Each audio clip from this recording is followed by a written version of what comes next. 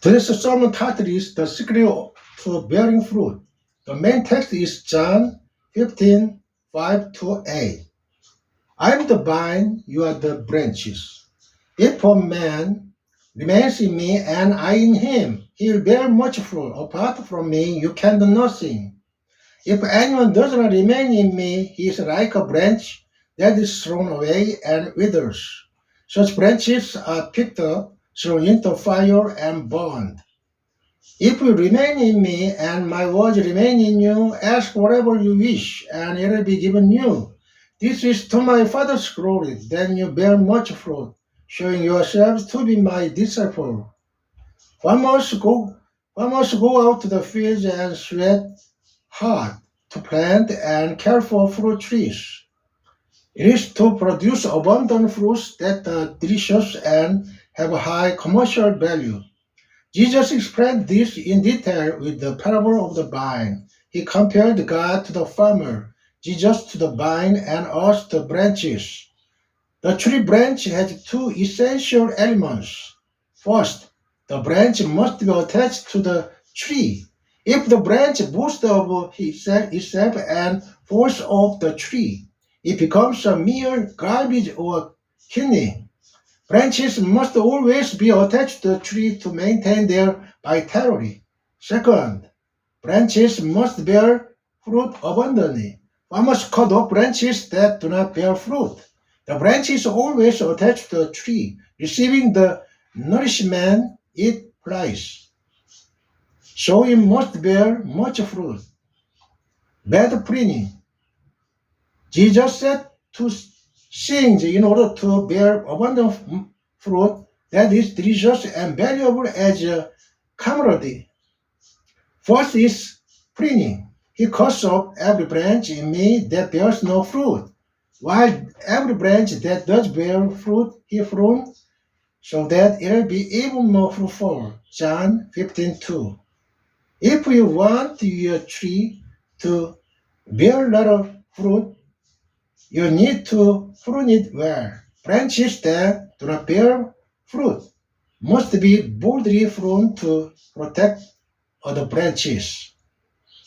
This corresponds to subtraction among the four arithmetic operations we learned in elementary school. We recommend getting rid of all unnecessary things in life: luxury, pleasure, superfluity, etc. must be drained out. People live with too many unnecessary things in their bodies. That's why your body is always heavy, your mood is bad, your blood pressure is high, and adult diseases occur, and your God-given appearance is slowly being ruined. Always clean. Next is cleansing. When insect pests, foreign substances, etc. occur on tree branches or fruits, pesticides are applied to prevent pests and disease. Remove weeds and pollutant from the surrounding area. It protects against falling fruit when wind blows or storm strike. In addition, keep proper spacing so that fruits do not collide with each other, and wrap them in paper one by one to make them a good product. Through these measurements, it is to bear clean and good fruits abundantly. However, there is another way besides pruning and cleaning in the text.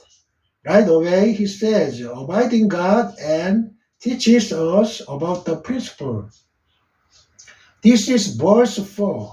Abide in me, and I in you. As the branch cannot bear fruit of its own accord unless it abides in the vine, neither can you unless you abide in me. Here, dwelling can be thought of in three ways. First, to dwell includes the meaning of to come inside, not to be outside. Don't wait outside the door, come inside. It is to invite those who linger outside the church to come inside the church. Those who neither believe in Jesus nor do not believe in Jesus cannot bear fruit. Some people are always on the lookout for things. They live as object rather than subject, as guests rather than hosts. Oddly enough, it is common for most bystanders to show a sense of futility and alien tendency. The characteristics of changers in a world, loneliness and wandering. Such people wander outside the door, but do not want to enter the door. Some people get married and have a baby, but they don't think of their wife as a wife, but as a woman. If one person in the family is sick, it is his own pain, and there is no finger that does not hurt from biting his 10 fingers. But he treats his wife or children as if they were others. Others talk about the church they attend as if it were someone else's church. The mistake of the church is my mistake, and the wreck of the church is a case of not recognizing that it's my wreck. Instead of scolding your wife or children for their faults, you must recognize that their faults are your faults. Who is the husband who scolds his wife? Is he someone who has absolutely nothing to do with his wife? It is characteristic of bystanders that they speak objectively about their relationship with their wife and maintain a haughty stance. A man is a woman's husband, and the woman is a man's wife, and the children born to them are the fruit of that. Therefore, neither the husband nor the wife should show each other the attitude of a bystander. Life is not for someone else to do for you. It's for you to take responsibility for yourself. A person with a deep bystander disease sees himself as a bystander. To dwell means to come inside and actively participate rather than standing outside the door, criticizing, or just standing by as if it was someone else's business. In other words, it means to come into Jesus, become a participant, become a subject, and have a sense of ownership. Second, the word dwell means to have a relationship. Even if someone enters my house, it may not have anything to do with me. To believe in Jesus means to come into contact, to have a relationship, to communicate with Jesus. If they are in different spaces, the concept of dwelling cannot be established. Relationships are formed when people come in from outside the door and come into contact with each other. Third, to dwell has complementary meanings. He says, abide in me and I will abide in you. Abiding is not one way, but two-way. Men cannot exist without women, and children cannot exist without parents. No matter how hard I try and run my insides, they are my children, and they are the cross I must carry. No matter how hard my husband is, he's my husband, and he's the cross I must carry. If there are only teachers and there are no disciples, education cannot be achieved. If there is only a pastor and there are no members, the ministry cannot be established. If there is only a president and no people, no matter how good a policy is, it will be useless.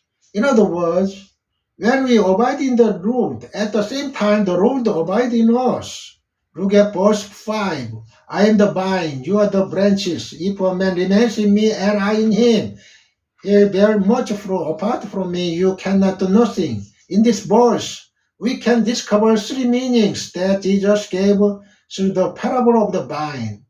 The parable of the vine and the branches. First, it teaches us that we can do nothing apart from Jesus. Just as a plant that rejects the sun cannot grow, so a child that rejects his parents cannot exist.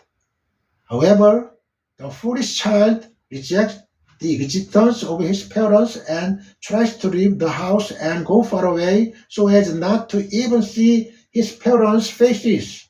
That's why Jesus gave the spiritual teaching. Without me, you can do nothing.